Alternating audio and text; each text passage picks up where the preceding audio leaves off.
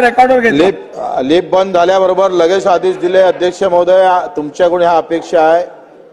काही काम करणाऱ्या लोकांचं आयुष्य बंद व्हायला चाललं. अध्यक्ष महोदय, दादा इथं आहे. दादा आशा वर्कर असेल, अंगणवाडी सेविका असेल, मदतनीस असणार, पोलीस पाटील असणार, ग्राम रोजगार असेल, सेवक असेल, तिकडे ग्रामपंचायत कर्मचारी असणार, तिकडे आमचे होमगार्डवाले असेल, संगणक परिचय सोसायटीचे गट सचिव, हे सगळे गावात काम करतात. अध्यक्ष महोदय, एकदम गावात टोकावर. म्हणजे दिल्लीची योजना यांच्या हातून जातं, तुमच्या हातून नाही जात. अध्यक्ष महोदय, आणि यांचे नेहमी आंदोलन संप चालू असतं. दादा, एकदा कायमचं मोकळं करा ना.